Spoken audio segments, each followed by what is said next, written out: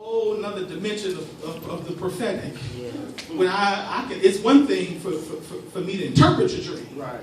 But it's something totally different for me to know what you dream and then interpret the dream for you. All right.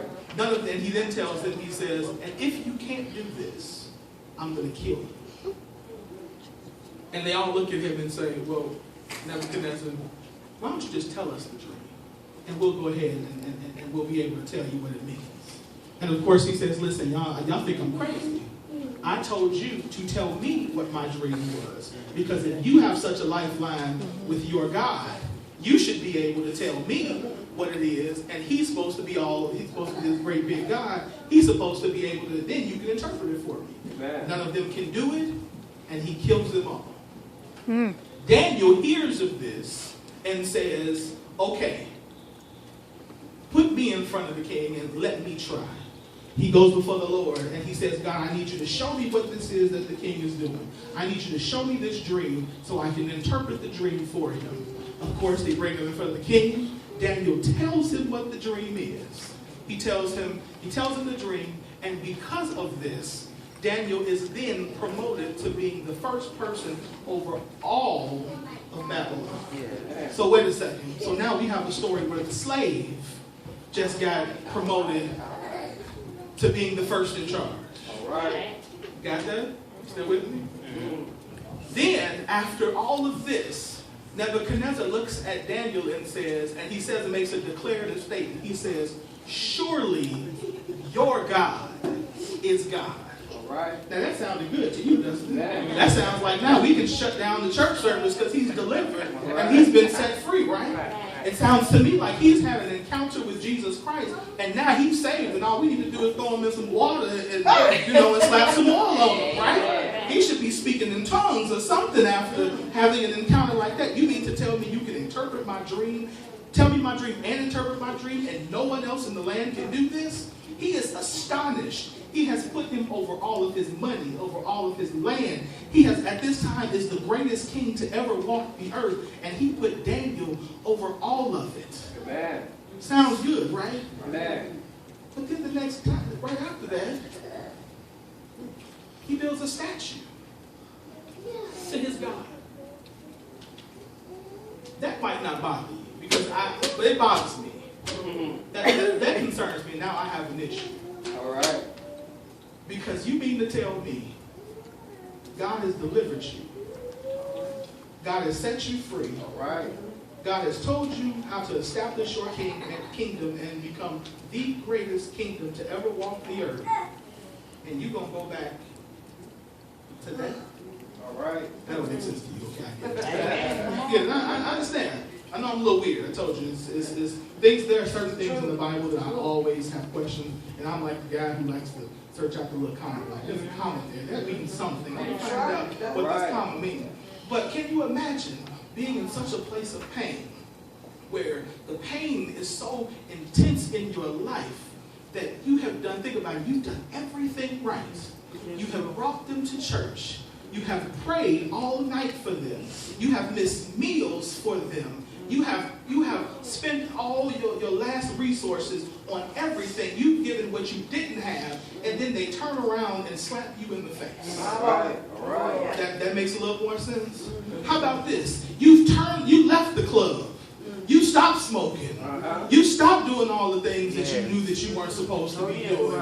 You knew that once you did that, all of a sudden everything in your life would turn because God said late in the midnight hour he would turn it around. And all of a sudden it's about 12:30 preaching and something ain't turned around. And I need to have a question. Can you imagine that type of pain?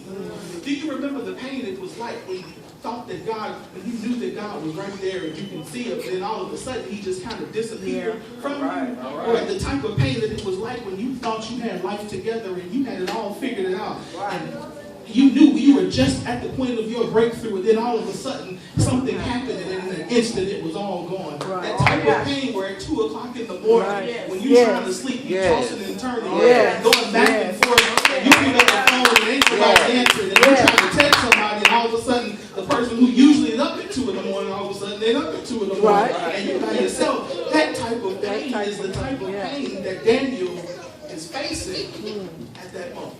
All right. And so I have to ask God the question, God, why? Y'all ready? All right. That was my introduction. All right. There are 10 reasons why God lets us go through pain.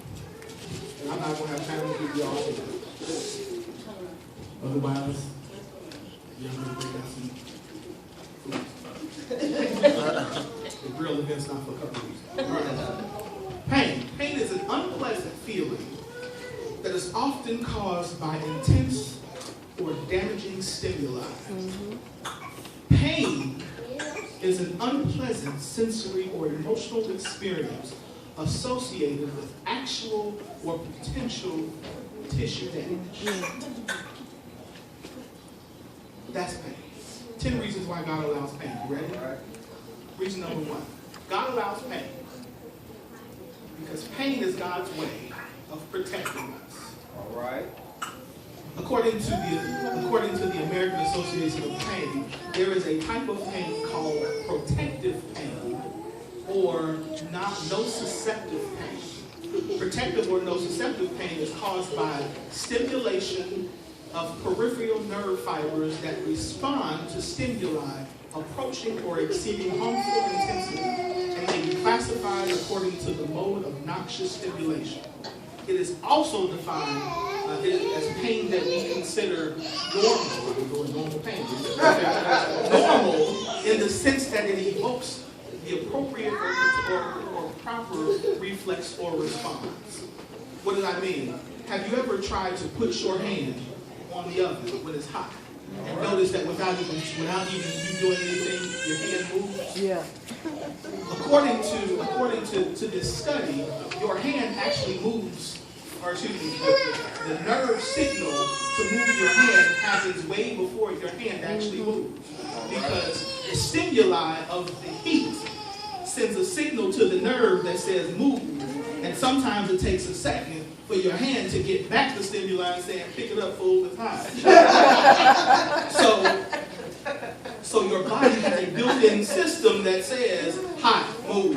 Man. That is called protective pain. All right. In the spirit, protective pain is anytime you have if you ever have one of those relationships with somebody, and all of a sudden you can't figure out that how come every time everything was going real good, and all of a sudden they just start acting real funky, and it's like, dude, it was cool 30 seconds ago, and all of a sudden you're tripping. That is sometimes God's way of protecting you and telling you that it is time to move. Because guess what? Every time, let me help you, every time you go to a different level, your circle gets smaller. Yes, Did you ever notice that anytime Jesus went in certain places, depending on where he was going, determined who he took with him?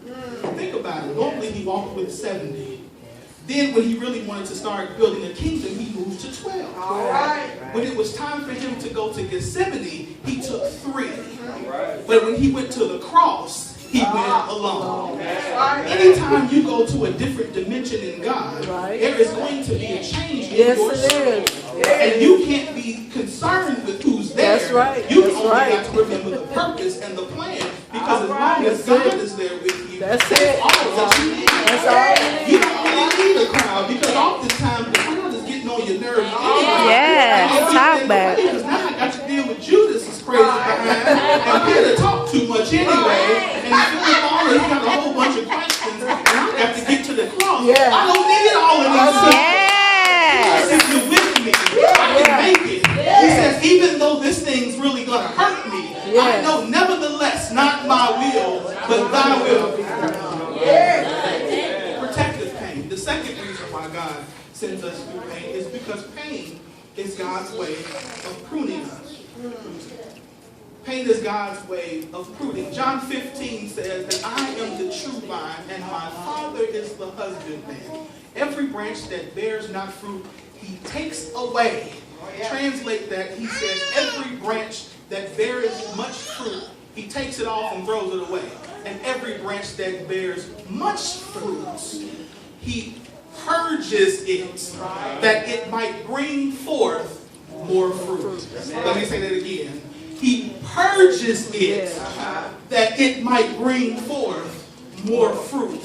I say that because some of you are entering into a season, thank you, Lord, and you are entering into a time where the things of yesterday are now weighing you down. Yes. And when he begins to bring certain pains upon your life, he's bringing those pains on your life because he's got to prune you, because it is getting in the way of the production that he wants to bring out of your belly. There are certain things that you have to do in certain places you have to go that yesterday can't go with you. And until you let go of yesterday, you can't enter into today. And your body is lesson from tomorrow. Because you will not allow God to prune you. Quit holding on to the things of yesterday. Quit holding on to the things. You know, we always talk about relationships a lot. And sometimes in relationships, I tell people you can't enter into a relationship until you end the last one. All right. When we broke up, but technically you didn't break up because I can see him or her still all over you. Right. There you go. And then you let him go and you can deal with the next one. Right. He wants to prune you. Yes, it is. Most pain, listen to this, most pain resolves promptly once the painful stimulus is removed and the body has healed. But some pain persists despite the removal of the stimulus and even though the body has healed. Paul, and why do I say that? Turn to 2 Corinthians, the 12th chapter, the 9th verse. 2 Corinthians 12, Paul is gone to Jesus. And he apparently has an issue. And theologically, we can argue about what Paul's issue is. Some people say Paul had a palsy. Some people said he was wounded. Some people said whatever it was. Whatever Paul's issue was. This chapter says he went to God 3 times and said, God, take it away. And God tells him in the 9th chapter, and he said unto me, 9th verse, my grace, 12th chapter, 9th verse, I'm sorry, 2 Corinthians 12 and 9 says, and he said unto me, my grace is sufficient for thee, and my strength is made perfect in weakness. Right. Then Paul says, most gladly, therefore, I would rather glory in my infirmities than the power of Christ, that the power of Christ would rest upon me. You see, sometimes even though you have pain, God ain't going to remove the pain. That's right. Because as long as you have the pain, you remember that you got to have God. Right. That's true. And if he removed the pain, all of a sudden you would think you were God. Oh, yeah. So God can't remove it, just to remind you, I'm God. I'm God. Right. Woo. So God will allow pain even after the stimulus has been removed because he still needs to prune. That's right. Yeah. God